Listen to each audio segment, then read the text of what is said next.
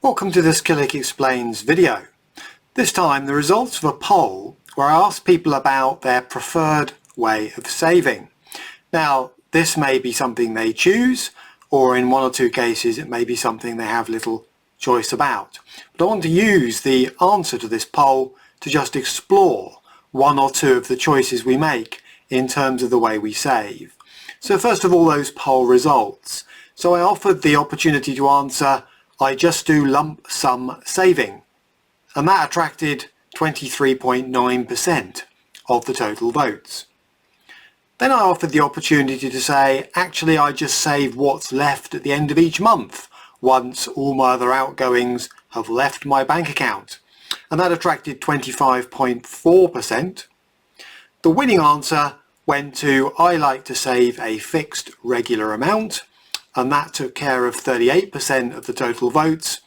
And then in fourth place, I actually save nothing, Tim, and that was 12.7%. So let's just consider each of these in turn. Now, lump sums. Where do lump sums come from? For starters, well, they can come from any number of sources. Some people get an annual bonus if they're fortunate enough from work.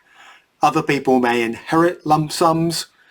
There are divorce settlements, there are random gifts, there are wins if you're fortunate enough to get those, and of course transactional, so property sales for example. So all kinds of circumstances under which we may come into a lump sum of money.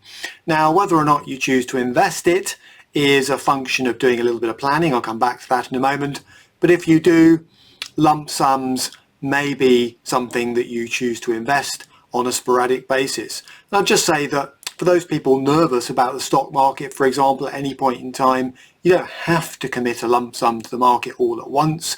You can break it into smaller sums and commit it that way. And occasionally I come across people who say, well, I don't want to put a lump sum into my ISA because then I've got to invest it in the stock market. Not true. You could, for example, put a lump sum into your ISA. The annual limit currently is £20,000 per year for an adult ISA. Leave it there and then invest it strategically. It doesn't have to all go at once. But anyway, lump sum investing was a fairly popular answer, and I guess from time to time we all have to weigh that one up. Then the people who said I just invest what's left at the end of the month. Now that is a strategy of sorts. Essentially people have got commitments, mortgage payments, utility bills, school fees, transport and all the rest of life's expenses to pay for, and they just save whatever they've got left at the end of the month, and that's fair enough. Just worth pointing out that these days there are apps available that can actually work out what you're spending on a regular basis and help steer you to the amount that might be left over that could be available for saving, because after all what you don't want to do is to go to the point where you actually save yourself into overdraft and start paying expensive charges to a bank, for example.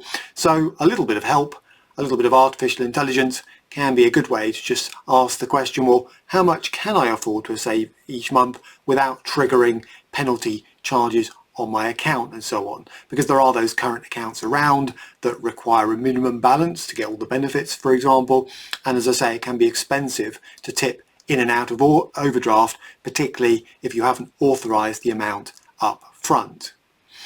Anyway, then we move on to fixed regular saving. Now this is the most disciplined approach. This is people who put a set amount aside every month, and there are some people around who feel that actually working out how much you want to save every month and then spending what's left is a better strategy than the reverse. There will be some people around who say, but that requires too much of a lifestyle sacrifice, and that may well be true. But fixed regular saving does have some advantages. Number one, there's a cash flow advantage. You know exactly what's going to leave your bank account every month and when, because it will presumably go out at the same time, perhaps a day or two after you've been paid, for example, and or after things like mortgages and fixed bills go out of the account. So it's easy to manage from a cash flow point of view. It's also predictable, and it's also something you can just forget about. You don't have to work out what you've got left to save at the end of each month or have a program do it for you. You can simply say, this is the amount I'm committing, and it's a sort of lock up and leave approach to saving, if you like. You also get the benefit of what's called pound cost averaging, which I've covered in other videos. It's the idea that when the market dips, your strategy of regular saving will commit money in those dips and mean that you end up buying a bit more cheaply potentially than using a lump sum. There's a flip side to that coin, which is that when the market tracks up steadily, lump sums do tend to do better overall, but nonetheless, pound cost averaging is a feature. In volatile markets in particular, it does have some advantages. Few rules of thumb when it comes to saving, and then I'll come on to the final answer in the poll. Try and make sure you do it tax efficiently, so worth considering using up that annual ISA allowance, for example, because it is use it or lose it. And saving should be normally a long-term game, particularly where stocks and shares are concerned. Now, the final answer I offered was, I don't save anything at all. And some of you might be thinking, well, that's just for the people who are not organised, not disciplined. Not true.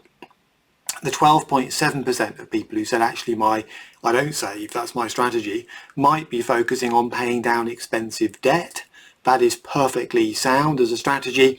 And or they might be focused on building up other things like their rainy day fund, for example. Everybody should have a fund available to pay for short-term emergencies regardless of their wider financial situation. And it's important to then think about any foreseeable calls on capital, any medium-term big demands on cash. There is no point in committing money to the stock market that you are going to need back in the near future, because you never know.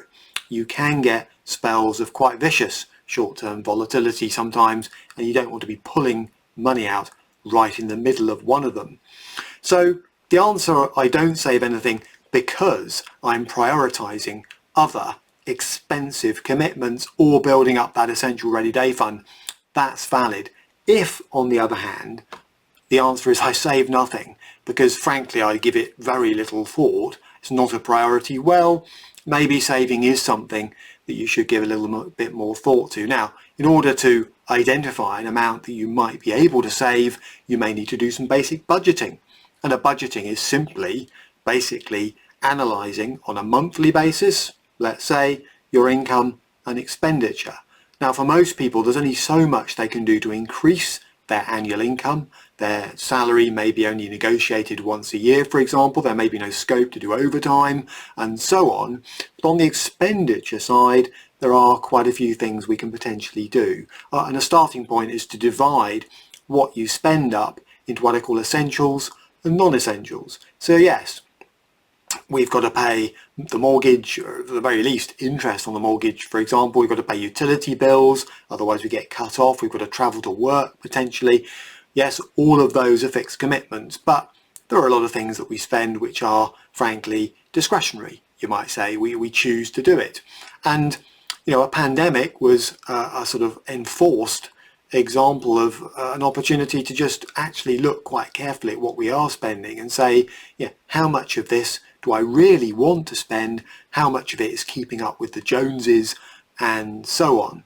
Now, I'm not suggesting for a moment that we all start living like monks in order to free up money to save, but most of the time I talk to people, there is some scope at least to tighten up on their monthly budgets and perhaps free up a bit of money that could be saved. And again, just mention there are apps around that can do a little bit of legwork for you in terms of analysing what you spend and making suggestions about what you could afford to tuck away on a regular basis.